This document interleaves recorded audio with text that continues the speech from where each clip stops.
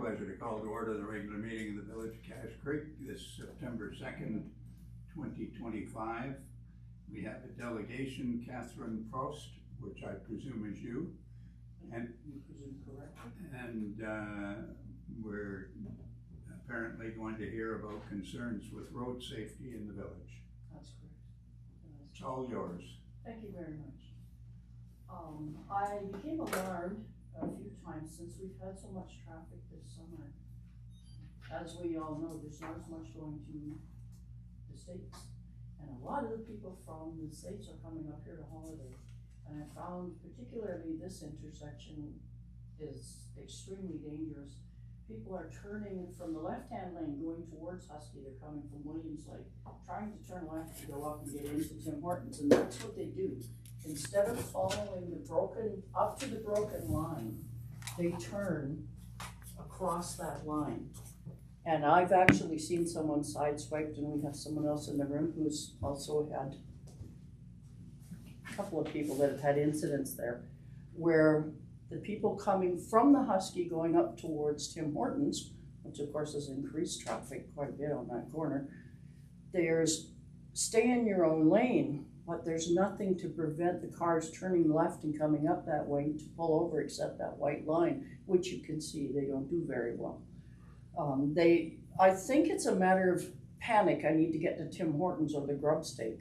And they think it's clear, but I've actually seen cars come together, and I saw two motorcyclists nearly taken out, making proper right turns, staying in their own lanes, and often people don't see motorcycles.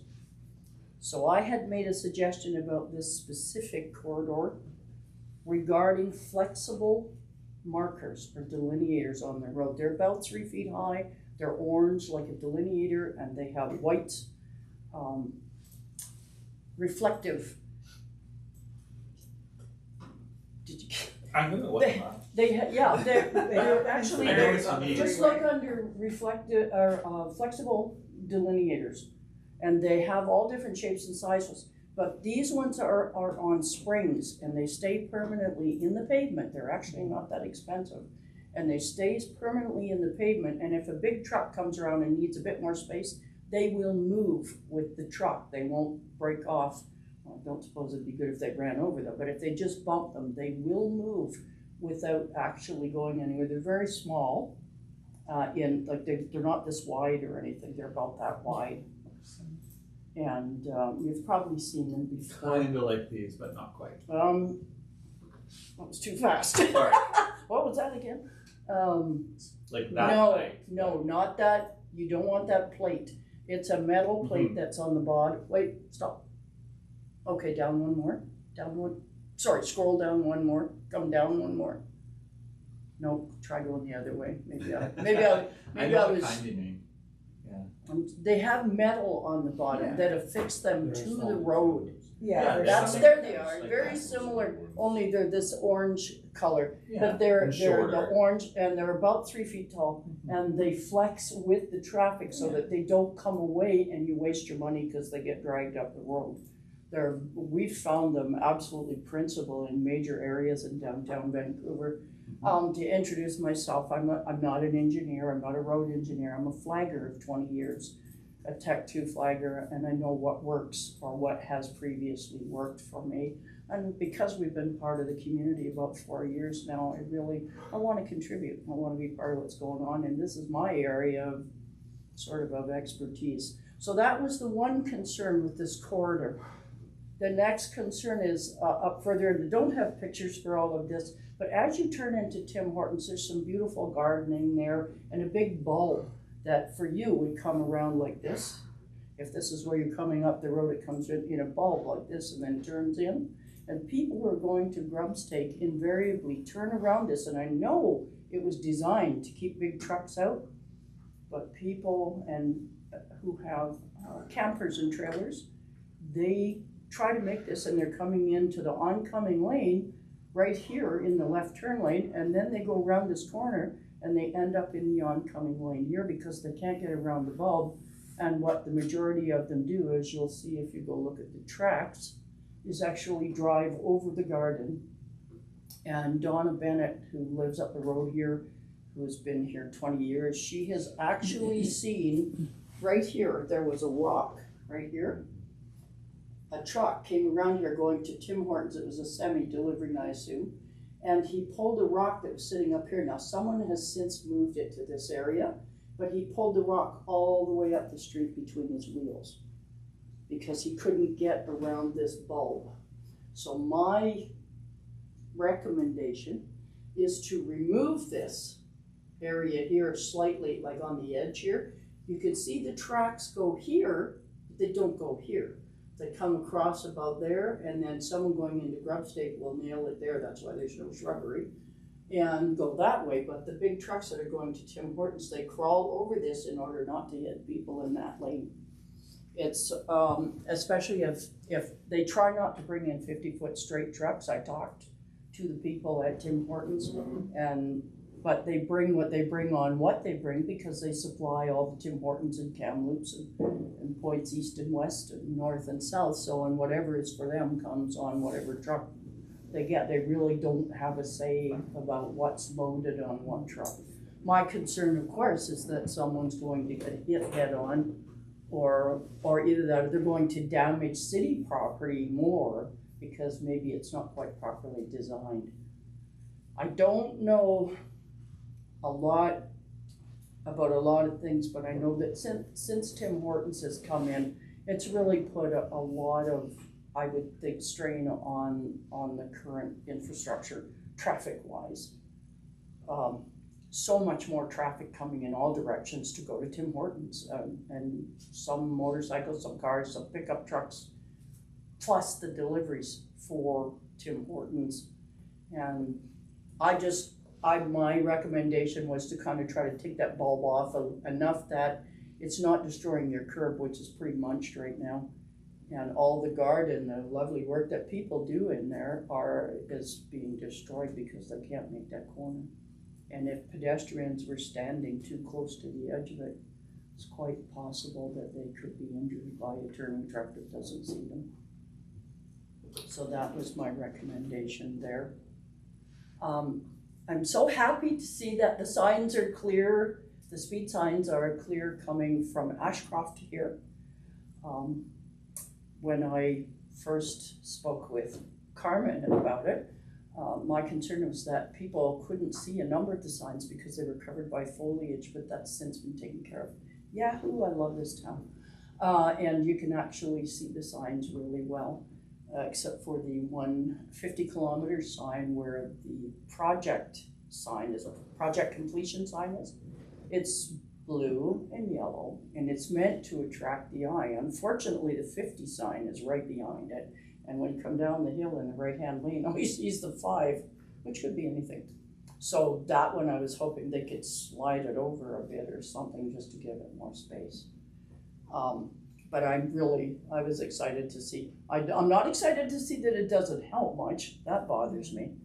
But I think that by either putting black and yellow placards behind the 50 signs to brighten the signs up like we mean it, 50, just might be an answer that's cheaper than lights, but they're very visible. And a lot of truckers, I have mentioned speed limits as well, because coming from all points, coming into town, I think the speed limits are particularly coming from Ashcroft to here and from Bonaparte to here can be confusing and are not giving enough time. And the 100-kilometer-an-hour speed sign from the Tim Hortons up the hill in Ashcroft, it's 100 kilometers an hour coming down there. And by the time they see that 70 sign, they're already over the hill and they're not doing 100. We know it's 100 kilometers an hour, but we also know that's not what they're driving. They're coming over there at 115, 120. And even if they wanted to slow down to the bottom, then the jake brakes go on and all kinds of things. So not to mention the fact that you better get out of Husky fast if you want to get out alive. But I'm concerned that we might need lower speed limit between the Ashcroft exit coming above the landfill and the recycling center, that it would be nice to have it at 80 coming down there, because then they have no excuse to say they didn't have time to slow down. I know a lot of these are highways concerns, but I think that as a community, if we work together, we might be able to get some action on things like that. One of my other concerns is that I was working at Hat Creek Ranch, and I didn't know the speed limit from a hole in the ground out there, really, but I worked there every day 2 summers ago. And coming back, it's 100 kilometers an hour to Bonaparte, and it's 80 kilometers an hour through Bonaparte, perfectly reasonable. And then it's 90 past Hastings, you can't see. Turns to 90, and of course people are doing 100. They speed up as soon as they see that sign, and then it's slow to 70. So I was hoping we might be able to rattle some chains regarding just taking that 90 sign down and leaving the speed limit at 80 until they hit the 70 sign coming in. They may, whether or not we can get that kind of cooperation, you people would be better at that than I am. I have worked with the ministries in federally and provincially and municipally in lots of places. Sometimes they're hard to talk to, sometimes they're very cooperative, depends on how much money they have left to spend at the end of the year. But none of these are really expensive solutions to a very difficult problem. How to get people to slow down? I don't think that any of our roads are over 50 at a certain point coming into town. But if the highways are going to be confusing, the signs particularly coming from Bonaparte, the speed of the trucks coming down the hill before they see the 70 sign, things like that. And it's really hard to get out of the landfill site too. It's really tough to get across that road with the trucks thundering down there at 110, 120. It's very difficult to get out of there. As far as anything remotely concerned within town, and I know it has to do with highways too, I'm concerned about the school light. When the trucks don't slow down, I've seen the crossing guard, it's fantastic to have a crossing guard, but when the trucks are coming from having a green light from the corner that goes to Kamloops to coming down from Ashcroft, and they have it, I'm not good at north and south, that's why I'm not using it, but they're coming from Ashcroft and they get a green light at that intersection. They're going too fast to stop when that light turns orange. I have seen lots of them go through that light. And the crossing guards, thank God, they know don't take the kids out until the traffic is stopped. But I don't know how, other than lowering the speed limit coming into town and actually putting a working intersection light there, how you can prevent that or at least lessen it so that kids aren't killed or seniors trying to cross the road. I think it's imperative that we get people slowed down before they hit. This is our town. How would they feel if we went on their street and did 100 kilometers an hour? You betcha they'd be out there with a hose and everything else. I mean, this is where we live. This is not just a section of the highway. And it's home to a lot of seniors and a lot of kids and pets and, and tourists and visitors come. We don't want to have something terrible happen here because we didn't try. And I want to help in any way I can.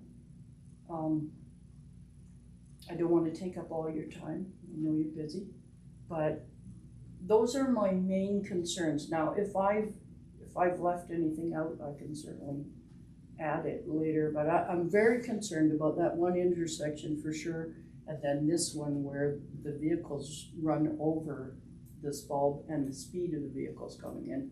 But I'm really concerned about the school and how do we get people to slow down for that light.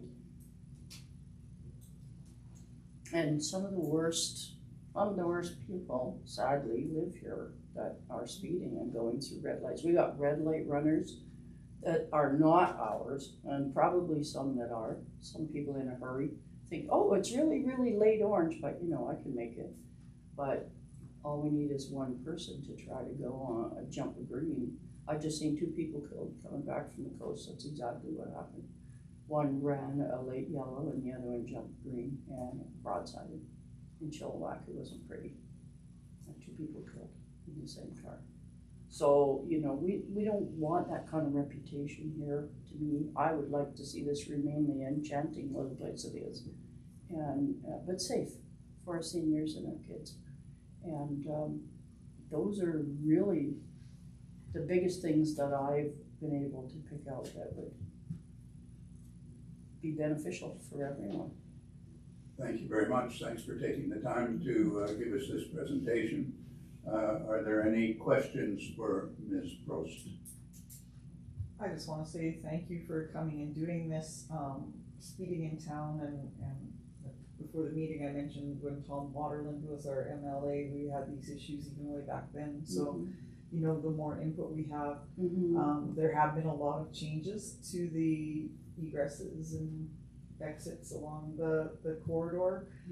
When the Husky rebuilt after fire, they wanted us to only have one driveway, not two, so that would be more interesting. But the more involvement we have from the community, I think Cache Creek and especially CAO Couture have a really good relationship with MOTI, and I'd also like to see the RCMP maybe a little more involved during school hours and, you know, high traffic times and stuff, the way they have been in the past. I've also been to the RCMP and asked them if they could show a little bit more presence, but randomly. Don't come every day at 4 o'clock, because everybody will know you're here at 4 o'clock. And I don't know if you've noticed, but there's been a few more of them around here and there once in a while, but I think they're doing what they can. I think they get called away a lot. I think we need more for the area. It's growing, you know, and also I think they were called to Williams Lake for a time because they were having such difficulty with high crime, or they were covering for officers who were called to Williams Lake for some things going on, which is, that's okay, that's fine. Ongoing staffing issues here. Right. We've lobbied. Yeah. Well, thank you for having me, and hope my presentation. Are there any other questions for Ms. Prost? I don't have a question, but just to let you know, like what's gonna happen is the topic will be discussed at the next meeting by the council. Okay. Like the memo that's on the agenda today, kind of in a different format. And there was a couple of things that aren't on there that we're making the staff aware of as well, so yeah, that's what's happening. Awesome, thank you so much for having me. Just a question about that bulb you're talking about. The trucks that come around that corner, I presume, are not going to Tim Hortons, because the entrance for Tim Hortons is down further. Down the road further. And so maybe if there was some signage installed that said Tim Hortons this way or something, it would prevent them from cutting around and running over the bulb. This is from this is where the trucks from, well, everywhere, but if they're going to Tim Hortons, they come, and if there's a car in that left turn lane, they can't just stop on the highway. So that what they're trying to do is sneak around, but you can see where it's broken here. They get hooked up on here and they cross here.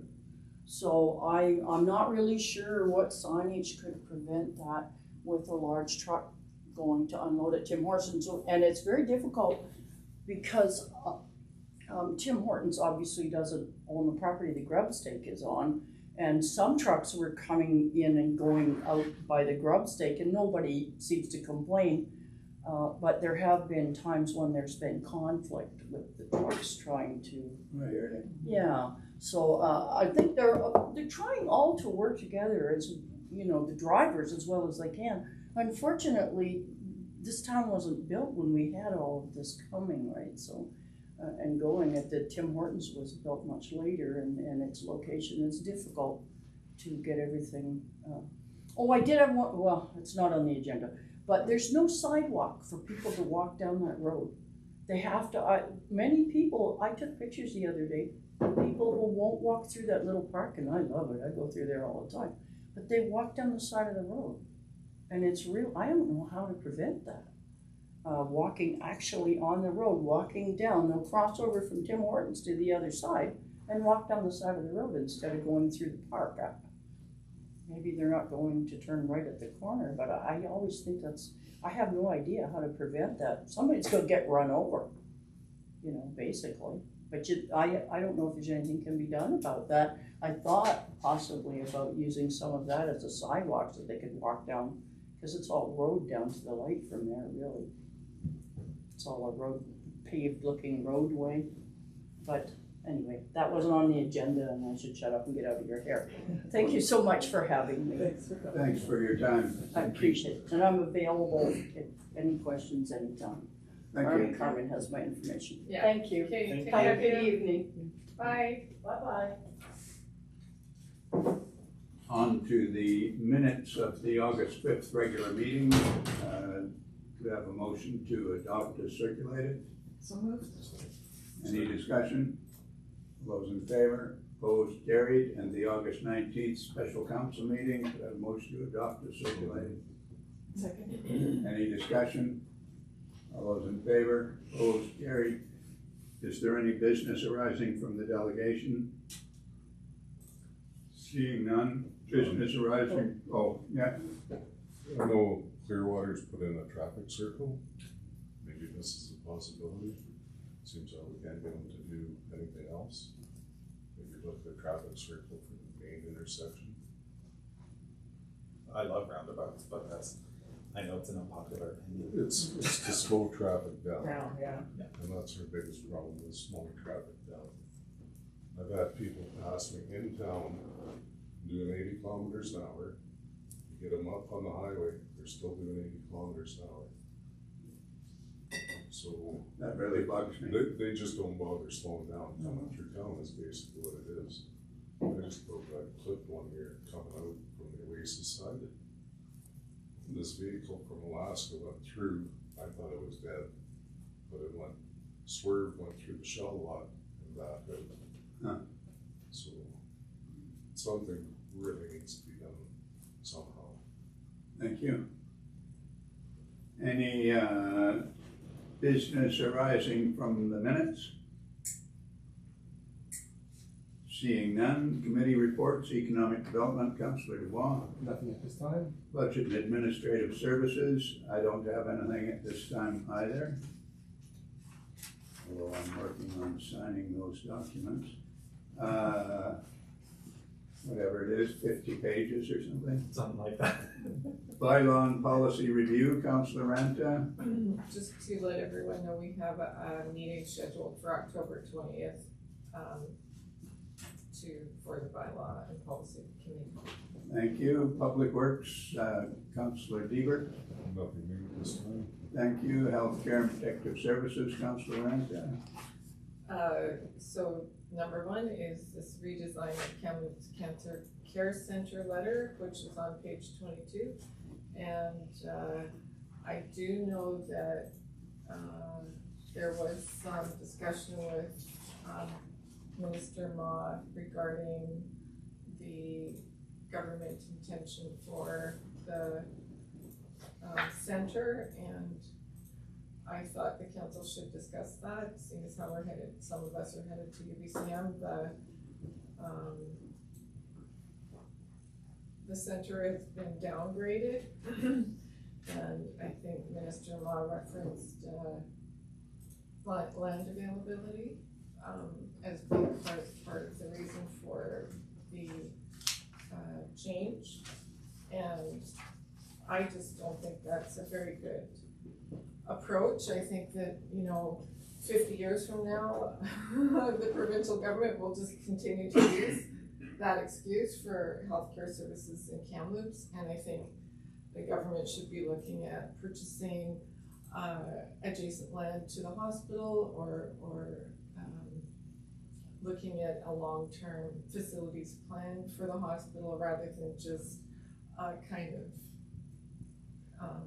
making excuses for why they can't provide the same level of care to residents in the area of Kamloops, just because of the land squeeze issue right now. I think that's very short-term thinking, and I think that our council should respond to that decision that's been made for the Kamloops Cancer Care Clinic. I just don't agree with that thinking, and I think we should be we shouldn't resign ourselves to accepting this proposal. Thank you.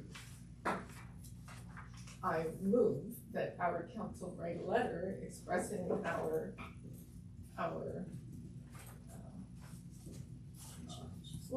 concerns, but our position that we don't believe that the provincial government is taking a healthy long-term approach to providing healthcare facilities in the city of Kamloops, including their decision to downgrade the Kamloops Cancer Clinic. I think that the letter should, clearly express that. What's your point of order? I think Councillor Rand, so you've made your motion, and then I think we need to have a seconder for it. Good. Like to second the motion? I have it as a long motion. Yeah. No. Yeah. Well, I want it to be fairly clear in motion to what it should say, because it's not just like we're opposed to your plan, and I think that it's also about long-term planning.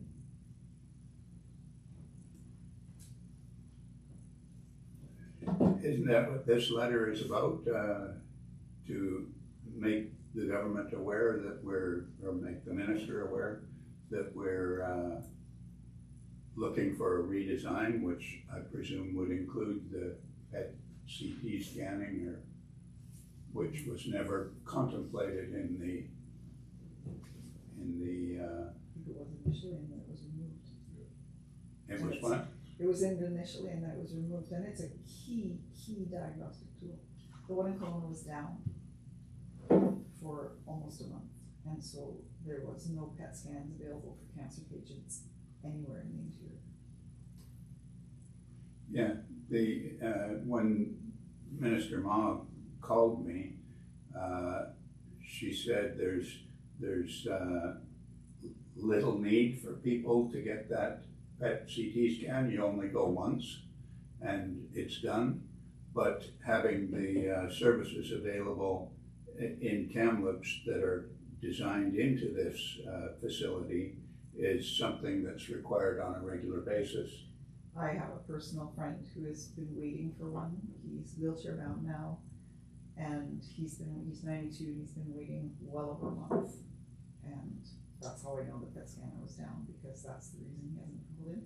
But it also means that he can't drive, so someone has to go to Kelowna with him, stay overnight. So there's the added expense to every resident that has to have that. And we're an aging population where cancer is becoming much more prevalent. And these diagnostic tools can mean the difference between life and death. Like, it's critical for us to have that. So has this letter been sent? Mhm. Okay. Yep, it was sent, I think the date's on the actual letter itself. May 9th. Yeah. So obviously we haven't heard anything back. I believe Is that Minister Osborne reached out to Mayor Ranta. Well, we just went for coffee then. Yeah. So I would suggest maybe as a result of Councillor Ranta's motion that we follow up with another letter and express exactly what we did, that there's no long-term planning, that we're an aging population, all of those kinds of things, and how critical this is to the residents.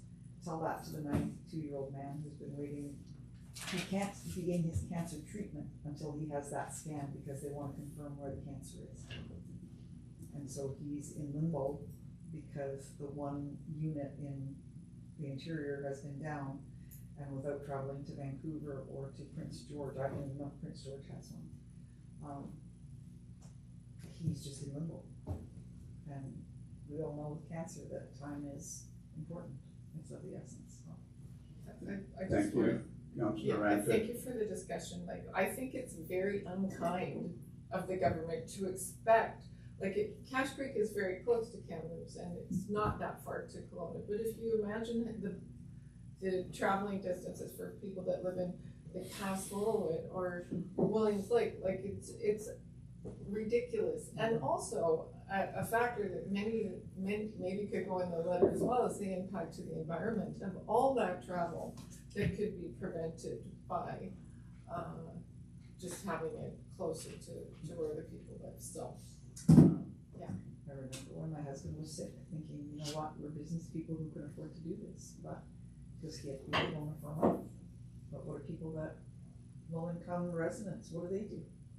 There's only limited numbers of beds at the cancer care unit in Kelowna, so then they have expense that they can ill afford. So on top of the stress of a health issue, now they're dealing with the financial stress as well. Like it's inhumane.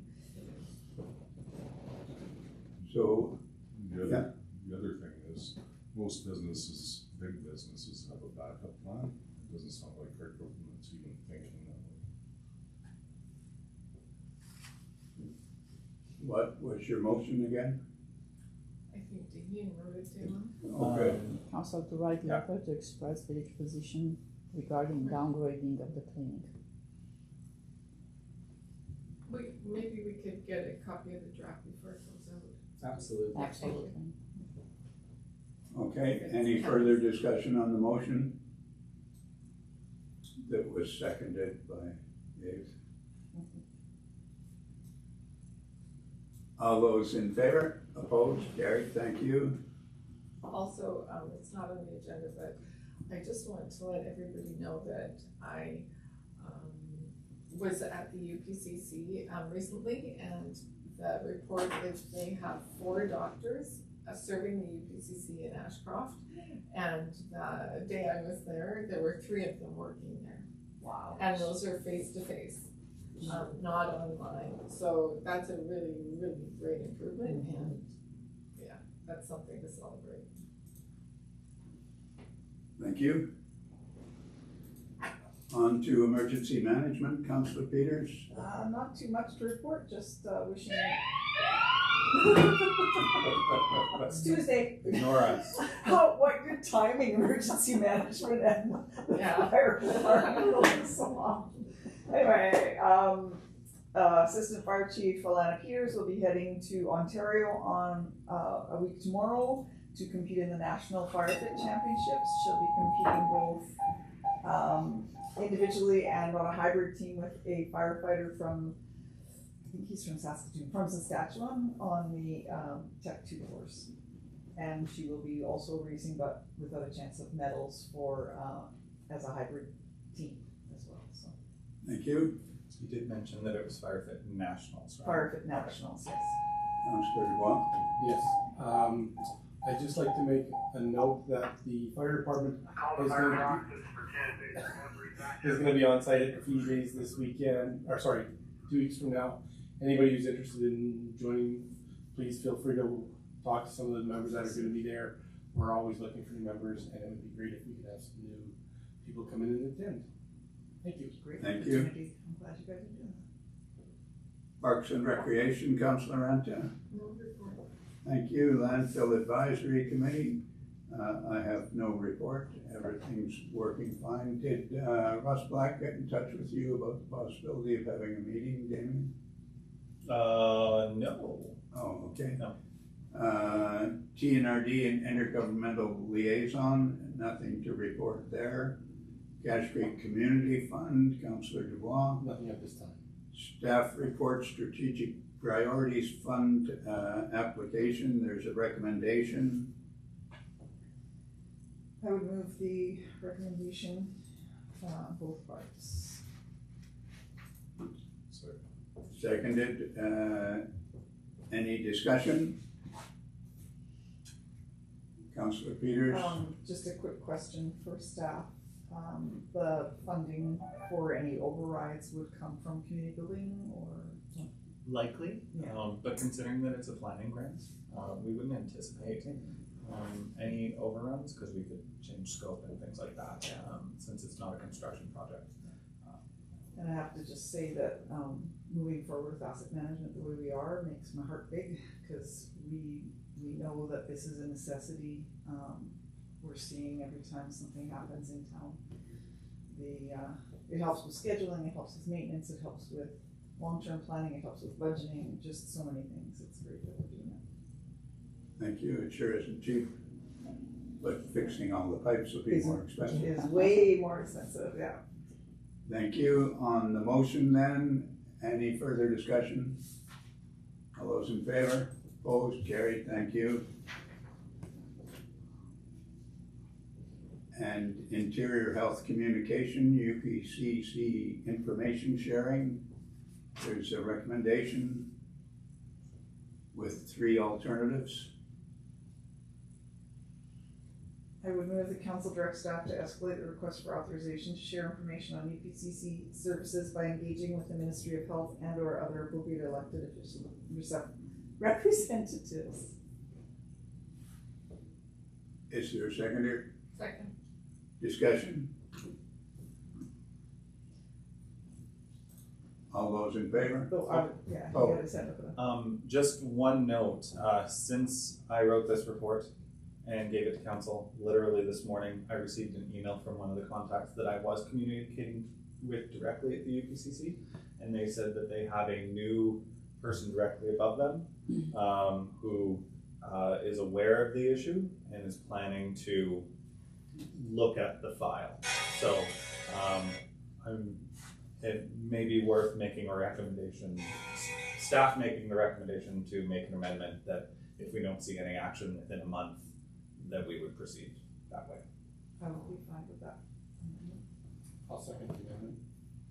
On the amendment then, which means holding off for a month. Any discussion on the amendment? Seeing none, all those in favor? Opposed? Carried. And on the motion, the third one moved and amended. Any further discussion?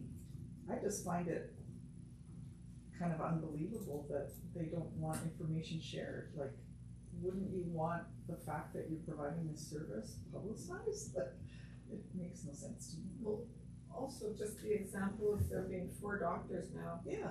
I asked them about how many doctors they have now in order to get that information. And I think that would be really useful information for the public. Yes.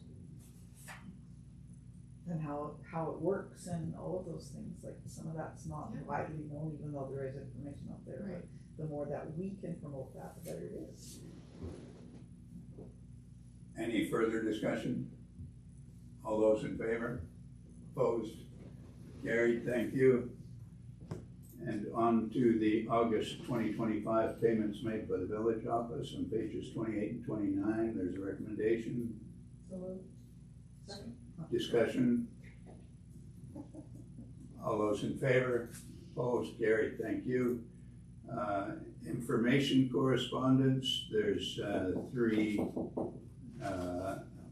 bits of information correspondence and 1 outgoing correspondence. I would move that we receive and file the information correspondence. Second. Any discussion? Just Councilor Peters? on the first, state of public spaces, I Yes, would just like to add that I've had a number of people talk to me about the appearance of downtown with a number of weeds and things, so I'd like to see staff follow through with that. thank you.